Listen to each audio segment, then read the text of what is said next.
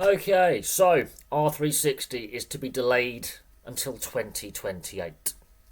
They've released a statement concerning the Rebel Breakaway Rugby Union competition, saying that they are delaying it till 2028. They want to put themselves in the strongest possible position, etc., etc. One thing that really does concern me about R360, not that it's going to get off the ground, but that is, if it does go ahead, it will fail and fail spectacularly.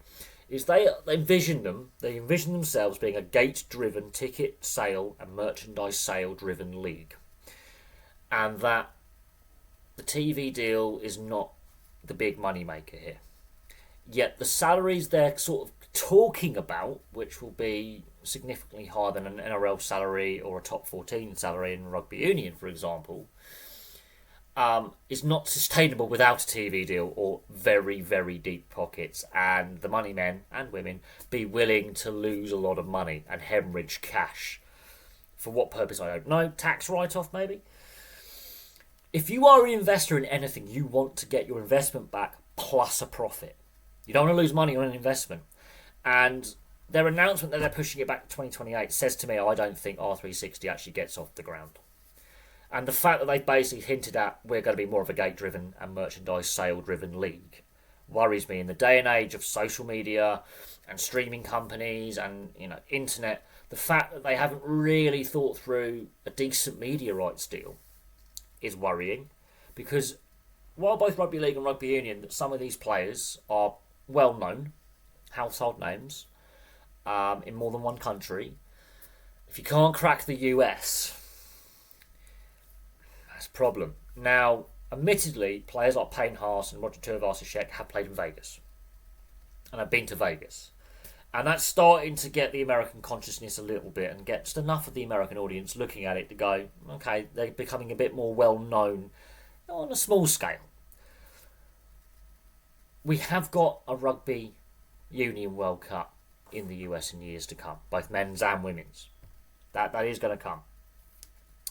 But look how long it took for the MLS to really establish itself and build strong foundations. It took a long time, and it did take an already pre-existing well-known couple of players like David Beckham, who already had a global brand, to sign there for then the league to kick on.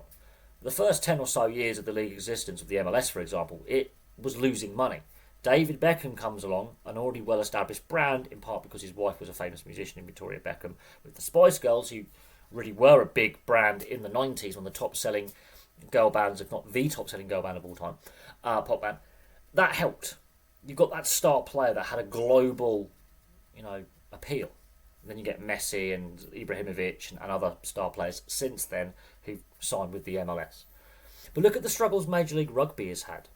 They don't have a good TV deal. At least with the MLS, they've had some big media partners come along and partner up as media partners domestically in the US and Canada with the league. Major League Rugby has struggled to get broadcast partners. It has struggled, and now the league is back down to 6 teams. The league has contracted. And so that's a concern I have there. The players are going to sign up and that their contracts potentially won't get honoured, they won't get paid properly, and the league will not financially sustain itself. Because no investor is going to want to invest at a time when the global economy is a little bit fractious and there are concerns that there could be multiple nations going into recession. If you are an investor, you want a safe investment where you're going to get your money back plus up. You don't want a risky investment right now. R360 sounds to me to be a bit of a risky investment. And we've got no team names, no sponsors that have been publicly announced, real public big name sponsors. No players have officially been unveiled, hence the delay. They say they've got around 200 players on pre-contractual kind of negotiations that are having negotiations with R360. But every big name player who was basically off contract at the time that R360 was planning to go in 2026 has just signed contract extensions, or are in currently in negotiations for contract extensions. The only two real big name rugby league players who are floating around right now, Zach Lomax, who's now strongly linked with a switch to MMA and UFC potentially, and Ryan Pappenhausen, who, let's be honest, he's been very public and candid about how the injuries he's had in recent years have really taken a physical and mental toll on him. And it's looking quite likely that Pappenhausen might want to take a year away from the sport completely. Then on top of that, you've got media rights negotiations, not just for Rugby League and Rugby Union coming up in the next couple of years, especially the NRL and Super League and Rugby League in 2027. But also other media rights negotiations for other sports where the big broadcasters globally are bidding. Like Champions League, for example, Paramount, who are an American company, they own Channel 5 here in the UK, they're trying to bid for Champions League rights. Sky B here, which is owned by Comcast, another American broadcaster, is potentially merging with ITV, another big broadcaster here in the UK. And this costs a lot of money. And so, with these broadcast rights across a lot of sports being up in 2027, it doesn't leave a lot of room for a broadcast partner with cash to spare, if we are being honest. And what worries me is they've said they're going to be a gate-driven league, ticket sales and merchandise sales. The salaries they are talking about in rugby union terms, that's worrying if you haven't got a broadcast partner. It's really worrying. I don't think it goes ahead.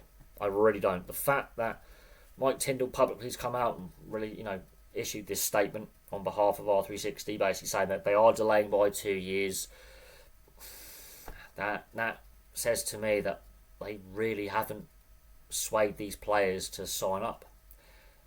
Because without that strong media partner or partners to pump money in on top of the ticket sales and merchandise sales, and without that big name player going, yes, I'm willing to become an international exile and do this, you're not going to get other players to sign up. You're not going to get fans interested. And if you're trying to pitch something to the US market, which is where you really want to succeed, especially with a US World Cup coming up in 2031. International bans, 10-year bans, and with the US potentially considering another attempted bid at a Rugby League World Cup, if you've got a 10-year ban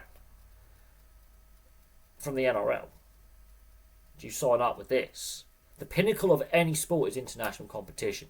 And what we have seen in the last couple of years with the Pacific Island nations is a lot of those players who are eligible for Australia or New Zealand playing for Samoa and Tonga and Fiji and even PNG and doing really well and elevating the rugby league side of things.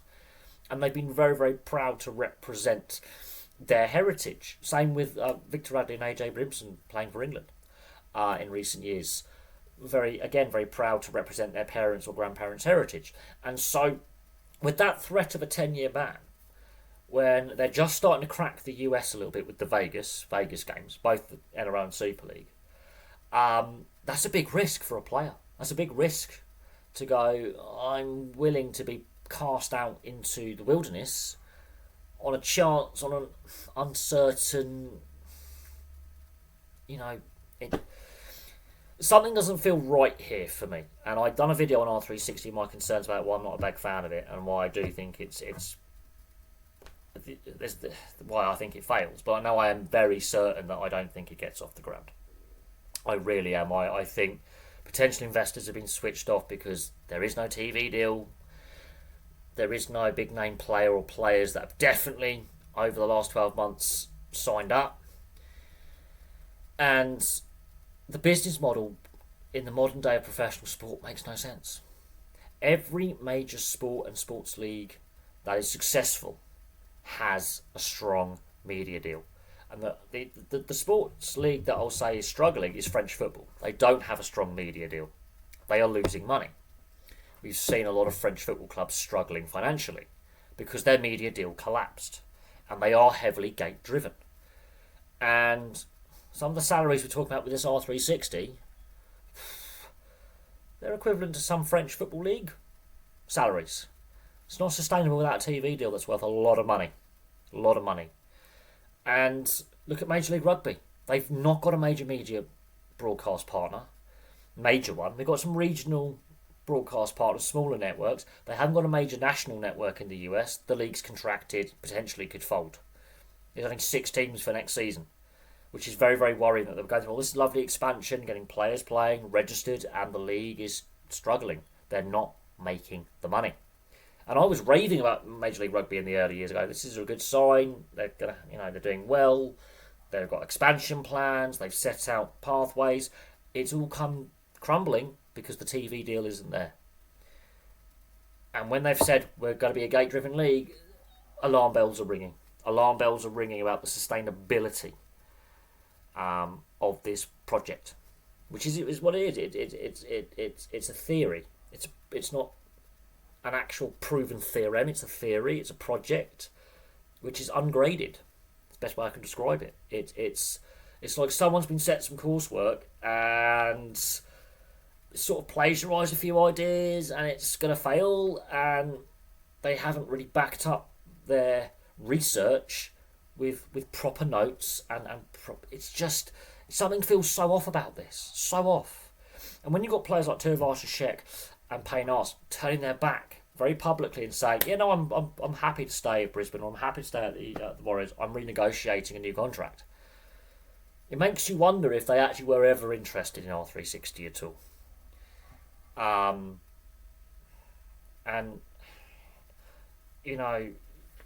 Peter V'landys, whether you love him or hate him,